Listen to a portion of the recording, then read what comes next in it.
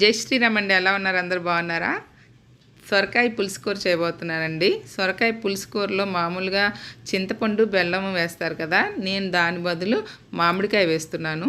Pan తీసుకున్నాను, అందులో కొద్దిగానే నూనె పడుతుంది అనమాట. పులుసు కూర కాబట్టి ఎండుమిరపకాయ, జీలకర్ర, ఆవాలు మాత్రమే వేశాను. ఆ తర్వాత కొంచెం వేగాక ఉల్లిపాయ, పచ్చిమిరపకాయలు, కరివేపాకు వేసుకున్నాను అనమాట. ఒక పెద్ద ఉల్లిపాయ, 2 పచ్చిమిరపకాయలు సరిపోతాయి.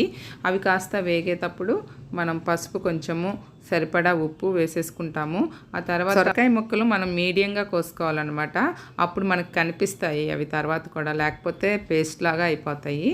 ఆ సైజు ఉండాలి. ఇప్పుడు మనము మామిడికాయ ముక్కలు, అలాగే కొద్దిగా సరిపడా కారం, ఎక్కువ పట్టదు, తక్కువే పడుతుంది. అవి కూడా కలిపి తిప్పుకోవాలి. పాన్ మూత పెట్టేసుకొని 1 విజిల్ రానిస్తే చాలన్నమాట. చక్కగా రెడీ అయిపోతుంది. మీకు నీళ్ళతో కూడా పని ఉండదు.